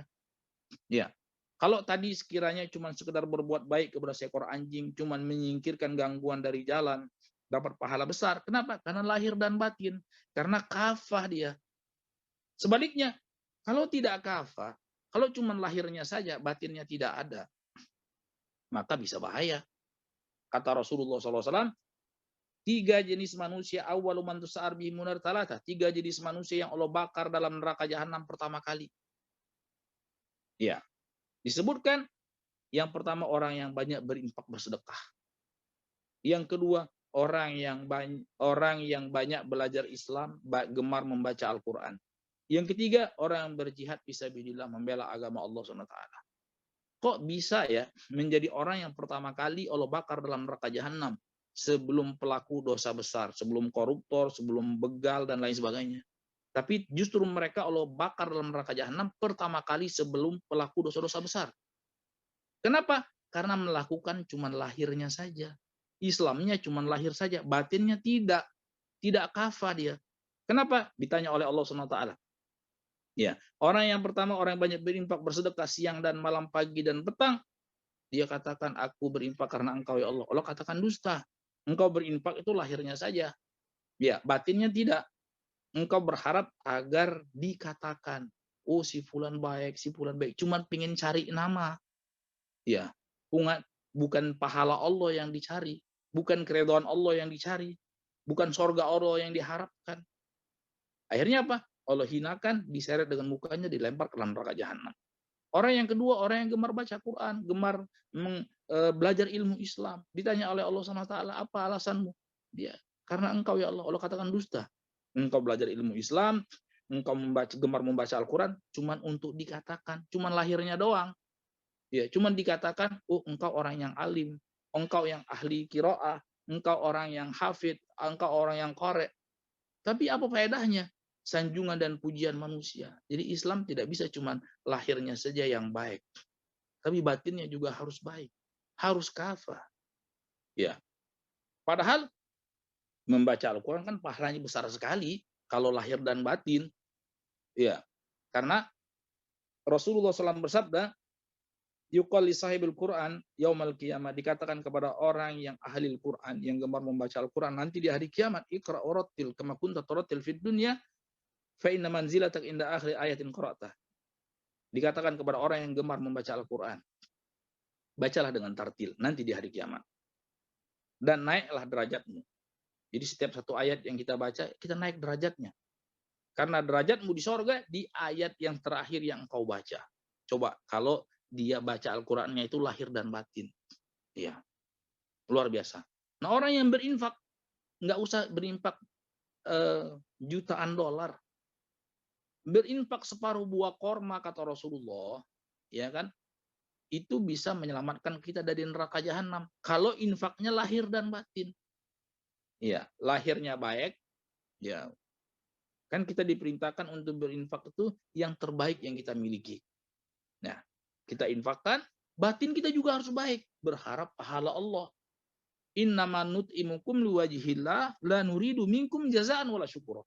Kami menyantuni kalian, kami berbuat baik kepada kalian, itu karena berharap pahala Allah, berharap wajah Allah. Kami tidak berharap balas budi atau ucapan terima kasih. Artinya, kalian mau balas budi, ya alhamdulillah. Kalian tidak mau balas budi, ya alhamdulillah. Kalian mau terima kasih, alhamdulillah. Kalian tidak mau terima kasih, ya alhamdulillah. Nggak ada urusannya. Yang kami harapkan apa? Pahala Allah dan takut akan azab dan kemurkaannya. Ya, jadi lahir dan batin ketika kita berbuat baik kepada orang lain. Ya, seperti itu. Kalau sekiranya berinfak kepada anjing aja tadi bisa memasukkan kita dalam sorga, tapi dengan catatan apa? Lahir dan batin. Ya, lahir dan batin secara kafah. Bukan cuman secara lahir. Ya, ini ikhwan fiddin, akhwati fillah, pembahasan yang sangat luas sebenarnya. Pembahasan yang sangat penting untuk kita pahami, ya, karena waktu juga sudah hampir selesai. Mungkin ada pertanyaan yang bisa kita diskusikan. Wabillahi taufik walhamdulillahi rabbil alamin. Masya Allah, jazakallah khair, Ustaz. Baik, Jazakallah. sudah ada 2 pertanyaan yang sudah diketik oleh jamaah dan saya akan bacakan. Ya. Pertama, Assalamualaikum warahmatullahi wabarakatuh. Izin bertanya, Ustaz. Waalaikumsalam. Saya pernah mualaf, saya belajar Islam dari membaca, dan ketika membaur dengan masyarakat, saya kaget dan juga bingung. Ternyata Islam itu banyak macamnya. Ada Persis, Muhammadiyah, NU, Salafi, Hizbut Tahrir, dan lainnya. Dengan banyaknya pilihan ini, kira-kira bisakah Ustadz membantu saya untuk menetapkan Islam jalur mana yang harus saya ikuti supaya saya bisa kafah dalam menjalankan Islam sebagaimana sesuai dengan Islam yang membawa keselamatan. Demikian Ustadz, jazakallahu khair. Tafadhol Ustadz. Iya. Pertanyaan yang bagus sekali. Sepertinya ini pertanyaan sudah terjawab di poin yang pertama, yaitu Islam secara kafah yang Allah perintahkan kita di dalam surat Al-Baqarah ayat 208 tadi, ya ayyuhalladzina amanu dukhulu fis-silmi kafah wa la tattabi'u khutuwati syaitan innahu lakum aduwwum mubin. Wahai orang-orang yang beriman, masuklah kalian ke dalam Islam secara keseluruhan, secara lahir dan batin. Itu adalah Islam yang Allah Subhanahu sebutkan di dalam surat At-Taubah ayat yang ke-100. Ya, itu wasabiqunal awwalun minal muhajirin ansar walladzina tabauhum bi ihsan radhiyallahu anhum wa radu'an wa dalam jannatin tajri tahtal anharu khalidina fiha abada dzalikal fawzul azim. Jadi Islam yang diridhai Allah SWT, Islam yang mengantarkan kita kepada keridhaan Allah, Islam yang mengantarkan kita kepada surganya Allah adalah Islam yang telah dilalui, dijalankan oleh para sahabat Nabi, Muhajirin dan Ansor. Lalu Allah katakan, walladzina tabau bisa, dan siapa saja yang datang setelah mereka dan mengikuti jejak mereka dengan baik. Ya, jadi di sini cuma 3 jenis manusia yang Allah ridhoi dari kalangan umat Nabi Muhammad SAW. Yaitu yang pertama dari kalangan Muhajirin, yang kedua dari kalangan Ansor, yang ketiga adalah orang yang berusaha mengikuti jejak mereka dengan baik sampai hari kiamat. Ya, sebagaimana Rasulullah SAW bersabda tadi, sebaik-baik generasi adalah sahabatku. Ya, sebagaimana Rasulullah SAW bersabda, umat Islam itu akan terpecah menjadi 73 golongan, semuanya terancam masuk neraka jahanam, kecuali satu golongan. Para sahabat bertanya, siapa mereka ya Rasulullah? Mereka orang yang seperti sahabatku ada di atasnya. Coba kita perhatikan. Ya, coba kita perhatikan. Para sahabat Nabi itu kan macam-macam rasanya. Para sahabat Nabi itu ada kelompok muhajirin, ada kelompok ansor, ya kan? Kalau kelompok muhajirin itu rata-rata orang Quraisy, ya. Kalau kelompok ansor rata-rata itu orang Yaman, karena mereka orang Madinah. Orang Madinah itu aslinya dari Yaman.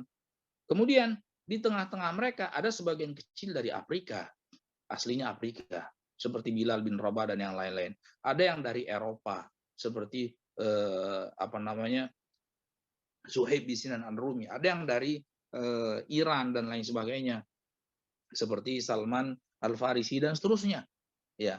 Kemudian apa? Tidak ada para sahabat Nabi mengklaim, oh yang Islam Quraisy loh yang paling bagus, atau Islam Ansor loh yang paling bagus, Islam Yaman yang paling bagus, atau Islam aliran Afrika yang paling bagus. Enggak ada. Ya. Mereka melebur, ya, yang menjadikan patokan adalah bagaimana kita bisa mengikuti jejak mereka, sahabat Nabi secara keseluruhan.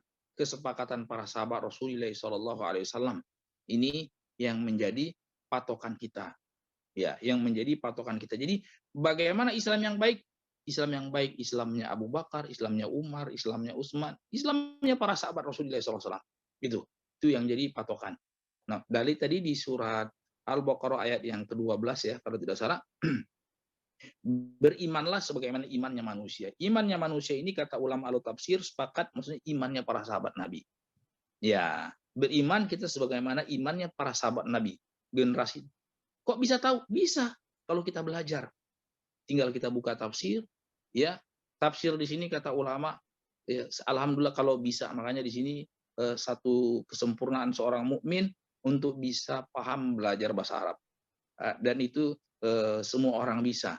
Ya, semua orang bisa, yang penting dia kasih waktu untuk bisa paham belajar bahasa Arab, ya yang penting ada kemauan. Kenapa? Karena tafsir-tafsir itu hampir 100% ulama-ulama tulisnya pakai bahasa Arab. Walaupun ulama-ulama al-tafsir itu macam-macam, ada yang orang Persia, ada orang Afrika, ada orang Eropa, tapi ketika mereka menulis tafsir pakai bahasa Arab. Kemudian bisa kita pelajari dari hadis-hadis Nabi. Hadis-hadis Nabi semuanya versi bahasa Arab. Ya, ini anjuran untuk belajar bahasa Arab kalau bisa. Artinya tidak menutup kemungkinan. Kalaupun tidak mentok nggak bisa, ya minimal kita sudah berjuang untuk belajar bahasa Arab dan mudah-mudahan itu dihitung pahala, ya kan? Dihitung pahala. Di sini kita harus belajar semaksimal mungkin, apa namanya, semampu kita untuk betul-betul mengenal Islam yang kafah, Islam yang diajarkan oleh Rasulullah kepada para sahabatnya secara spesifik dan sahabat ajarkan kepada para murid-muridnya sampai hari ini. Ya, jangan cari noleh ke kanan dan ke kiri. Ya, Islamnya para sahabat Rasulullah Shallallahu Alaihi Wasallam seperti itu. Baik Ustaz, jadinya tidak terkait sama organisasi ya Ustaz. Tidak. Artinya kita akan kembali kepada apa yang disampaikan. Artinya Ya. Lihat bukan siapa yang membawa dalil itu, tapi apa dalil itu gitu. Artinya lihat Al-Quran, kemudian Sunnah, kemudian dengan pemahaman para sahabat, gitu ya Ustaz ya. Betul, betul sekali. Baik. Sudah ada 2 pertanyaan lagi. Yang kedua adalah Assalamualaikum warahmatullahi wabarakatuh, Pak Ustadz. Afwan izin bertanya, umat Islam akan terbagi menjadi 73 golongan, hanya satu yang masuk ke dalam surga. Lalu yang lainnya itu akan tetap di neraka, padahal ada keimanan di dalam hatinya, atau bagaimana Ustadz? Mohon penjelasannya Ustadz. Ya, pertanyaan yang baik sekali. Jawabannya 73 dua golongan, 73 golongan, 71 yang selamat, yang 72 itu masuk neraka. Kata ulama, ini ada dua kemungkinan. Kemungkinan yang pertama, kalau dia dari 72 golongan tadi yang keluar itu keluarnya secara total, ya keluarnya secara total yang apa namanya membatalkan keimanannya, itu bisa kekal di dalam neraka jahanam. Seperti misalnya aliran Jahmiyah. Aliran Jahmiyah ini kan tidak menolak eh, menolak syariat, menolak nama Allah, menolak sifat-sifat Allah Subhanahu wa taala. Ini kekal dalam neraka jahanam walaupun mereka mengklaim diri mereka muslim. Misalnya aliran Syiah Rafidhah. Syiah itu ada dua, ada Syiah yang ringan, Syiah Zaidiyah itu yang ringan. Syiah Zaidiyah ini tetap mencintai para sahabat Nabi, tetap cuman mereka lebih mengutamakan Sayyidina Ali dibandingkan Sayyidina Utsman bin Affan. Tapi mereka masih kategori Ahlussunnah wal Jamaah, Syiah Zaidiyah. Tapi ada Syiah yang Rafidhah. Syiah yang Rafidhah itu yang tidak berkeyakinan akan kesucian Al-Qur'an. Mereka mengklaim bahwasanya Al-Qur'an ini sudah dirubah-rubah oleh para sahabat Nabi. Mereka mengklaim bahwasanya apa namanya Sayyidina Ali itu lebih tinggi derajatnya dari Nabi Muhammad SAW. Mereka mengatakan malaikat Jibril telah berkhianat, semestinya wahyu itu diturunkan kepada Ali, kemudian kok malah diturunkan kepada Muhammad Shallallahu Alaihi Wasallam. Nah, yang seperti ini kekal dalam neraka jahanam. Atau seperti aliran Mu'tazilah yang mengingkari takdir Allah SWT, Allah tidak tahu perkara yang akan terjadi. Bahwasanya Allah baru tahu perkara itu kalau hamba sudah mengerjakannya, baru Allah tahu. Allah tidak menakdirkan takdir-takdir hambanya. Ini juga kekal dalam neraka jahanam. Ya, tapi ada sebagian yang bid'ah-bid'ah yang tidak sampai kepada membatalkan keislaman yang seperti ini, seperti misalnya Khawarij. Khawarij itu adalah orang yang berkeyakinan pelaku dosa-dosa besar itu masuk neraka jahanam. Ya, orang yang apa namanya mencabut ketaatan dari pemerintahan yang sah kaum muslimin. Nah, ini mayoritas ulama tidak mengatakan mereka kafir, tapi pelaku dosa besar. Mereka pelaku dosa besar, walaupun sebagian ulama ada yang mengatakan Khawarij termasuk yang kafir, tapi mayoritas ulama mengatakan mereka itu tidak kafir, sebagaimana perkataan Sayyidina Ali ketika mengatakan tentang Khawarij. Khawarij ini siapa wahai Sayyidina Ali? Sayyidina Ali berkata, apakah mereka itu keluar Islam? Kata Sayyidina Ali bin Abi Thalib, hum minal kufri farru. Mereka bukan orang kafir. Ya. Apakah mereka munafik? Mereka juga bukan munafik. Apa? Mereka ikhwanuna bagau alaina. Mereka itu masih saudara kita, tapi mereka berbuat zalim kepada kita. Nah, jadi dari sini, dari kata Sayyidina Ali, Khawarij itu tidak kafir. Artinya kalaupun mereka masuk neraka jahanam, mereka tidak kekal di dalam neraka jahanam sampai dosa-dosanya bersih. Kemudian mereka dengan keimanan mereka Allah selamatkan mereka dari apa namanya dari siksa neraka jahanam setelah dosa-dosa mereka bersih. Padahal Rasulullah sangat keras mengatakan tentang Khawarij. Sampai dalam sebagian hadis Rasulullah SAW bersabda, Khawarij itu kilabu ahlin nar, anjing-anjingnya neraka. Sampai Rasul mengatakan seperti itu, anjing-anjingnya neraka. Bahkan dalam sebuah hadis Rasul mengatakan, syarrun nasi tahta adim sama, satrul qatla tahta adim. Jadi seburuk-buruk orang yang terbunuh di muka bumi ini adalah orang-orang Khawarij yang diperangi oleh para sahabat Nabi, yang diperangi oleh Sayyidina Ali, yang diperangi oleh Sayyidina Muawiyah. Jadi Khawarij itu dia tidak taat kepada Muawiyah, tidak taat kepada Sayyidina Ali, jadi punya kelompok sendiri. Nah, orang-orang yang terbunuh di antara mereka, kata Rasulullah, adalah makhluk-makhluk yang terjelek yang dibunuh di atas muka bumi. Tapi tetap aja, kata ulama, kata Sayyidina Ali, mereka tidak kafir. Kalau dikatakan mereka tidak kafir, berarti mereka tidak kekal dalam neraka jahanam. Jadi setelah dosanya bersih, mereka Allah masukkan ke dalam surganya Allah SWT dikarenakan keimanan mereka terhadap la ilaha illallah Muhammadur Rasulullah. Jadi ini penting sekali untuk beragama, jangan dengan perasaan. Rasanya enak, rasanya nyaman, tapi beragama harus dengan dalil. Beragama harus dengan landasan Al-Quran dan Sunnah Rasulullah SAW. Seperti itu. Baik, Ustaz. Ini ada 3 pertanyaan lagi, tapi kita kan seharusnya sampai jam 11. Ini Ustadz boleh bantu jawab atau gimana Boleh, Ustadz? boleh kita jawab Baik, dengan ringkas. baik, baik Ustadz. Eh, baik, ada 3 pertanyaan lagi. Agar kita dapat berislam secara kafah, kita butuh bantuan dari Allah. Terkadang Allah menempatkan kita pada lingkungan di mana kita bermuamalah dengan rekan kerja, tetangga, keluarga, teman lama yang beragam. Bagaimana kita menghadapi kendala dari berbagai lingkungan tersebut? Mohon nasihatnya, Ustaz. Ya, pertanyaan yang bagus sekali. Pertama-tama, kita harus yakin hidayah itu di tangan Allah Subhanahu wa taala. Hidayah itu di tangan Allah Subhanahu wa taala. Makanya kita selalu minta kepada Allah di dalam setiap sholat kita. Allah wajibkan kita membaca ihdinas siratal mustaqim. Ya Allah berilah kami hidayah, ya Allah berilah kami petunjuk, ya Allah berilah kami bimbingan supaya kami berada di atas jalan yang lurus. Ya. Dan bahkan nabinya tetap menganjurkan, Allahumma inni as'alukal huda wa tuqa wal afaf wal ghina. Ya Allah berilah kami hidayah, ya berilah aku ketakwaan, berilah aku rasa kecukupan, ya, dan apa namanya, keselamatan dari segenap kemaksiatan.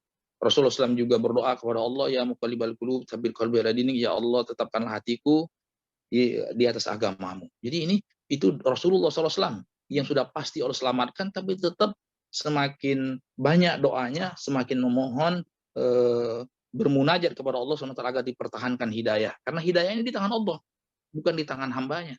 Ya, bukan di tangan kita. Bukan di tangan Rasulullah, bukan di tangan siapa-siapa, tapi di tangan Allah Subhanahu wa taala. Itu yang pertama. Yang kedua, bahwasanya sebaiknya kita memilih teman-teman yang soleh, teman-teman yang baik. Kenapa? Karena Rasulullah SAW berpesan, almaru ada dini khalili. Seseorang itu tergantung teman dekatnya. Agama seseorang tergantung agama teman dekatnya.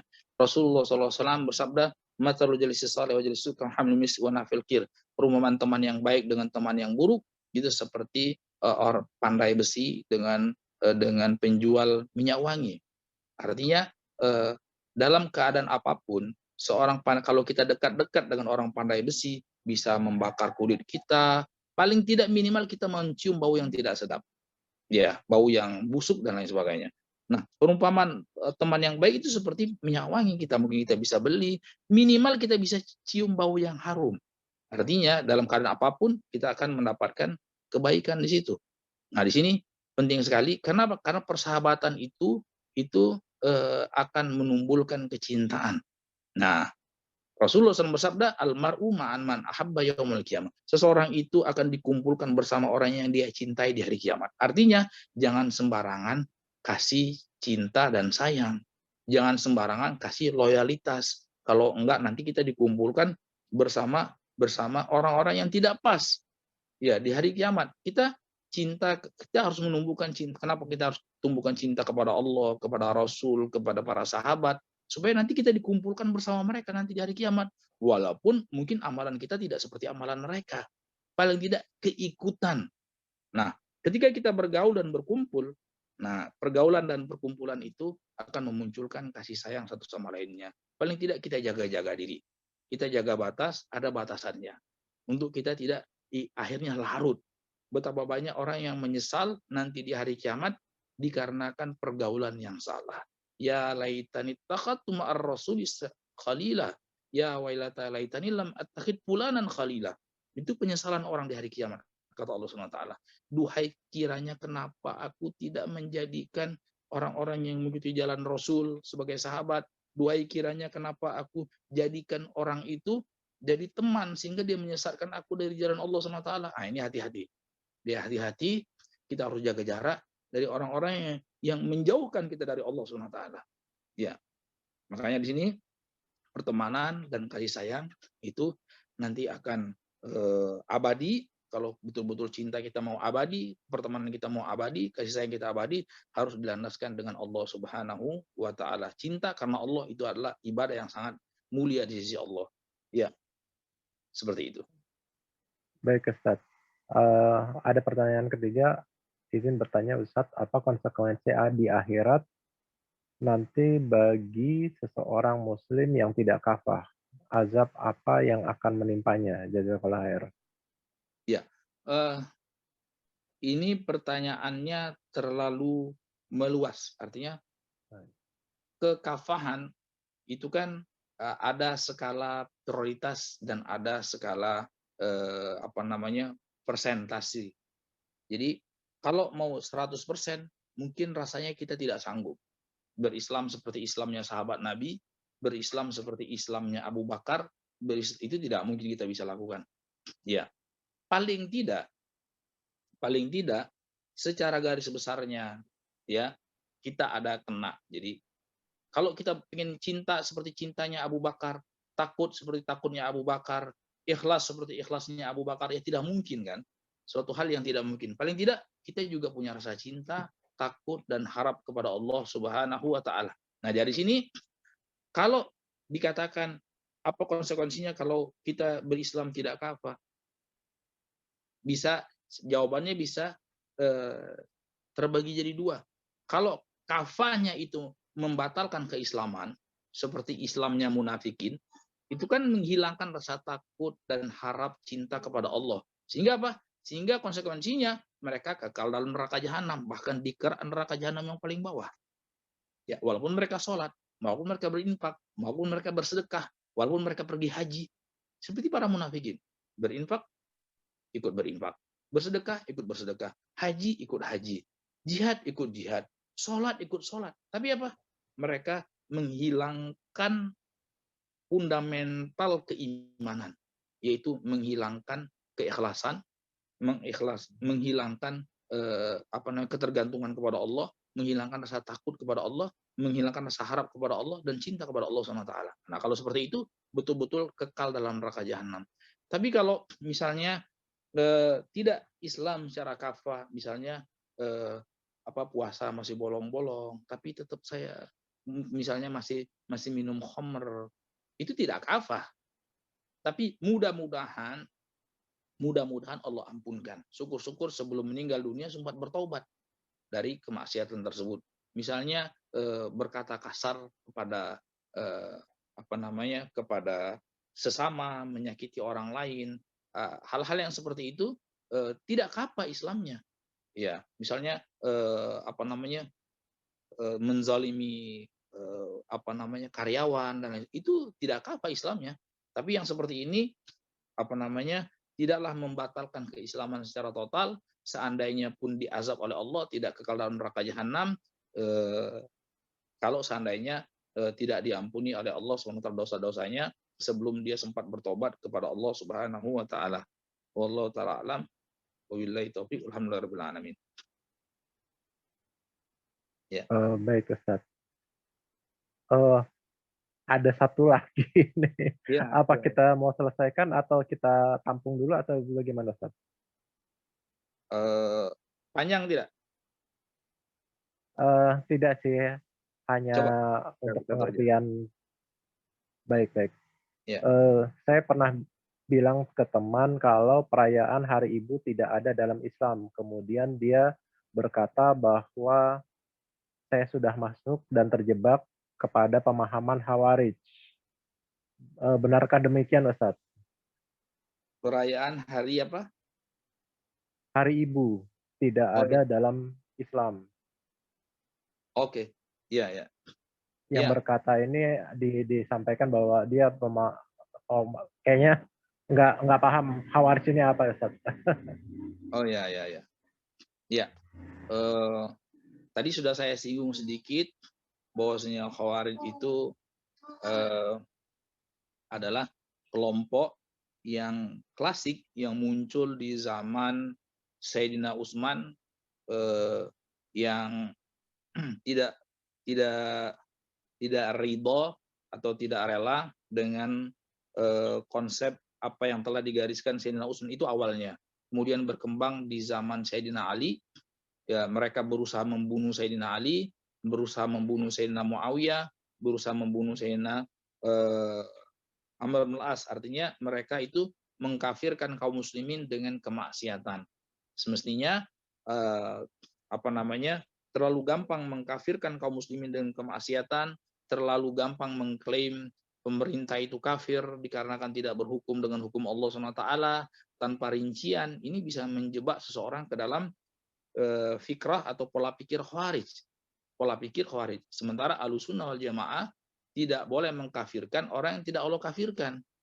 Tapi ya harus mengkafirkan apa yang Allah kafirkan. Jadi jangan sampai kita terjebak dalam dua ekstrim.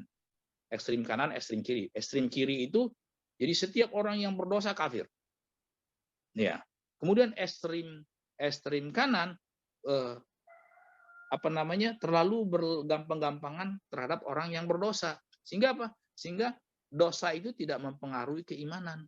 Tetap aja dia tetap beriman. Padahal Ahlussunnah wal Jamaah mengatakan iman itu bisa naik, bisa kurang, bisa habis sama sekali. Tergantung poin apa yang dia lakukan, poin apa yang dia tinggalkan.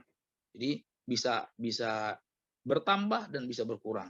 Nah, sementara Murji'ah itu yang penting kita yakin, kita beriman kepada Allah, iman kita tidak berpengaruh dengan kemaksiatan. Nah, ini tidak boleh ekstrim kanan, tidak boleh ekstrim kiri, jadi kita harus tengah-tengah, bahwasanya keimanan dan ketakwaan itu harus dijaga, dia bisa bertambah, dia bisa berkurang. Seperti itu. Jadi jangan jadi khawarij, jangan juga jadi Murji'ah, seperti itu. Baik Ustaz. Ya. Mungkin gini, dari penanya kita, jadinya kalau perayaan Hari Ibu itu tidak dalam Islam maksudnya adalah bid'ah, dan khawarij itu tidak ada kaitannya dengan Ya, tidak ada kaitan dengan bid'ah itu. tidak Jadinya ada. yang disampaikan oleh teman ibu kita penanya ini itu tidak memahami mengenai khawarij itu apa, bid'ah itu apa, Iya, betul. gitu. Ya, Jadinya mungkin itu ya ibu penanya ya, mungkin ya, bisa menjawab. Baik Ustadz, karena sudah pertanyaannya sudah dibacakan semua. Baik, terima kasih Ustadz, jazakallah khair. ya. Jadinya kita akan tutup dengan doa kafaratul majelis. Silakan Ustadz. Baik, kita tutup dengan doa kafaratul majelis. Subhanakallah wa bihamdik. Asyhadu an la ilaha illa anta astaghfiruka wa atubu ilaik. Assalamualaikum warahmatullahi wabarakatuh.